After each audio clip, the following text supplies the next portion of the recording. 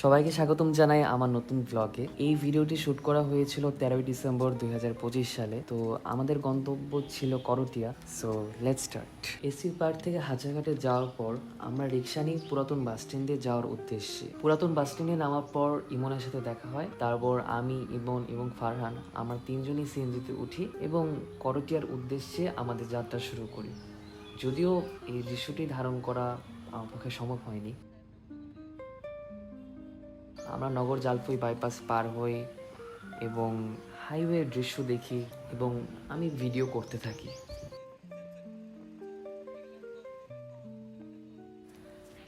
করটিয়ায় নামার পর আমাদের প্রথম গন্তব্য ছিল সাদত কলেজ। তো আমি ওদের ভিডিও করতে থাকি পিছন থেকে, এটা দেখার জন্য যে ভিডিও কোয়ালিটি কীরকম আসে অ্যান্ড স্টেবিলাইজেশন কীরকম, আমি নিজেকেও একটু দেখাই। তো আমরা সাদত কলেজে ঢুকে পড়ি। সাদত কলেজে ঢোকার পর আমি চেষ্টা করি বিভিন্ন দৃশ্য নিতে কীরকম লাগে। আমি আসলে দেখছিলাম যে 5x জুমে কীরকম লাগে। তারপর এখানে দেখছি একজন বাচ্চা গাছে উঠছে, তো সেগুলো জুম করে দেখি, জুম আউট করি, তারপর সুন্দর একটা ফ্রেম নেওয়া ট্রাই করি। তারপর ঘুরে ঘুরে দেখছি কি কি আছে। আমি সেদিন ফোনের ক্যামেরা বিভিন্নভাবে টেস্ট করি, এই চিন্তা করে যে ভিডিও যখন করব তখন জুম করলে কীরকম আসে। এদিকে দেখি ফারহান ক্যামেরা দিয়ে ছবি তুলছে, নিশ্চয়ই কোনো ন্যাচারাল দৃশ্য নিচ্ছে। আমি নিজেকে দেখাচ্ছি, তারপর ঘুরে ঘুরে দেখলাম কীরকম কি আছে, ফোনে ক্যামেরা ঘোরাচ্ছি। তারপর সাদত কলেজে মাঠ দেখলাম, খেয়াল করলাম যে কুকুরগুলো ভালোই বিশ্রাম নিচ্ছে। এদিক ওদিক ঘুরে দেখলাম কি আছে। তারপর ফোনের ক্যামেরা আবার ফারহানের দিকে নেই এবং খেয়াল করে দেখলাম যে ও ম্যাক্রো শট নিচ্ছে। এই মসজিদ দেখে বুঝলাম যে এটা নতুন নির্মাণ করা হয়েছে এবং ডিজাইনটা আমার কাছে ভালোই লেগেছে। কলেজ থেকে বের হওয়ার আগে আমরা এই পুকুরের দিকে নজর দিই এবং এই পুকুরে আমরা বেশ কিছু ফটোগ্রাফি করি। তো আমার কাছে পুকুরটা ইন্টারেস্টিং লেগেছে। তারপর আমরা কলেজ থেকে বের হওয়ার উদ্দেশ্যে রওনা দিই, কিন্তু দেখা গেল যে বের না হয়ে আমরা আবার আগের জায়গায় ফিরে এসেছি এবং ফটোগ্রাফি করছি। ফারহান ইমনের ছবি তুলে দিচ্ছে, তারপর আমিও নিজের কিছু ছবি তুলেছি। সাদত কলেজ থেকে বের হওয়ার পর আমাদের পরবর্তী গন্তব্যস্থল ছিল করটিয়া জমিদার বাড়ি। তো করটিয়া জমিদার বাড়ি কোন জায়গায় এটা জানার জন্য আমরা গুগল ম্যাপের হেল্প নিই, আমরা লোকেশন ট্র্যাক করি, পরে রাস্তা পেয়ে যাই অ্যান্ড আমরা পান্নি ফ্যামিলি গ্রেভইয়ার্ড ক্রস করি। তো এখানেও আমরা পরে আসি, সেটা আপনারা পরে দেখবেন। আমরা করটিয়া জমিদার বাড়ির দিকে যাচ্ছি, মেইন গেট দিয়ে ঢুকতে পারলাম না দেখি একটু সাইড দিয়ে ঢুকি, কিন্তু সমস্যা হচ্ছে যে আমাদেরকে পুরা জমিদার বাড়ি দেখতে দেয়নি। তো সেই ভিডিও ক্লিপটা আমি নেইনি। তো দূর থেকে আমি জুম করে এই দৃশ্যগুলো দেখি, বেশি সামনে যেতে দেয়নি। যতটুকু বুঝলাম যে এটা একটা প্রাইভেট প্রপার্টি, আমি ভেবেছিলাম হয়তো বা এটা কোনো সরকারি জায়গা, মেবি টিকিট দিয়ে যাওয়া লাগবে অর সামথিং এলস। তারপর আমরা সবাই মিলে সেলফি তুলি এবং আমি আবার বিভিন্ন দৃশ্য দেখি ফোনে ক্যামেরা দিয়ে। চেষ্টা করছিলাম সিনেমেটিক কিছু নিতে, বাট সেরকম কিছু নিতে পারলাম না, কারণ আমাদেরকে ভিতরেই যেতে দেয়নি, দূর থেকে সব দেখা লেগেছে।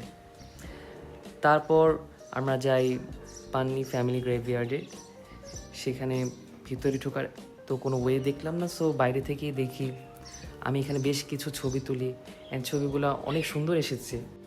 এখানে ভিডিও এবং ছবি তোলার পর আমরা আশেপাশে এক্সপ্লোর করি যে কি কি আছে, ঐতিহাসিক কিছু আছে নাকি।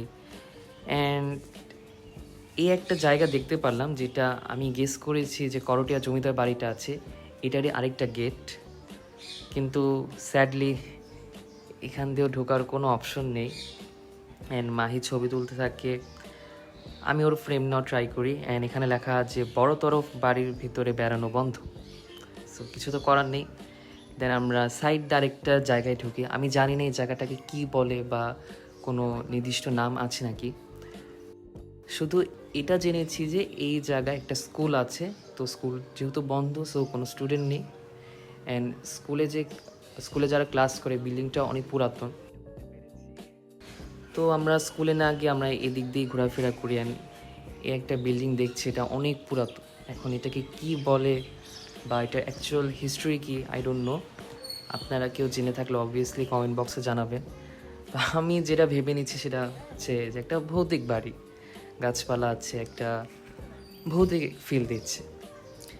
এবং আমি দাঁড়িয়ে ফোনের ক্যামেরা ঘুরিয়ে ঘুরিয়ে দৃশ্য দেখার চেষ্টা করছি যে কীরকম দেখতে লাগে। অ্যান্ড এখানে আমরা অনেক ছবি তুলি, আমরা একসাথে বিভিন্ন ছবি তুলি অ্যান্ড একটা লাইক অ্যানশাইন ফিল পাই।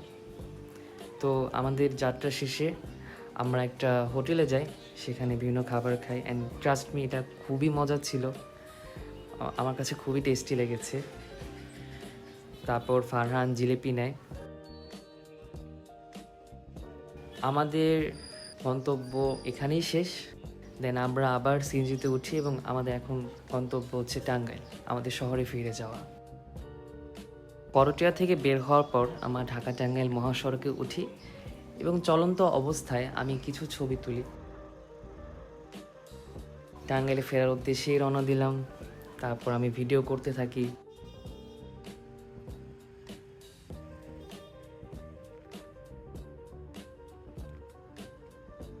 তো আমরা টাঙ্গাইল শহরে ঢুকেই পড়ি। দেন পুরাতন বাস স্ট্যান্ডে নামার পর আমরা নিরালা যাই। নিরালা থেকে আমরা রিক্সাতে করে ব্যাক করি। সো এই ছিল আমার ব্লগ। অ্যান্ড এই ভিডিওটা অনেক আগে শ্যুট করা হয়েছে, আর আমি চেষ্টা করেছি সুন্দরভাবে এক্সপ্লেন করতে। হয়তো আমার স্টোরি টেলিংটা খুব একটা সুন্দর হয়নি, যেহেতু অনেক দিন পর ব্লগ করছি। আশা করি সামনে আরও সুন্দর সুন্দর ব্লগ নিয়ে আসবো। অ্যান্ড কেউ যদি নতুন হয়ে থাকেন অবভিয়াসলি সাবস্ক্রাইব করবেন, আমাকে ফলো করবেন, কমেন্ট করে জানাতে পারেন কোন ভিডিও চান। তো সকালে ভালো থাকবেন এবং সুস্থ থাকবেন। আল্লাহ হাফিজ।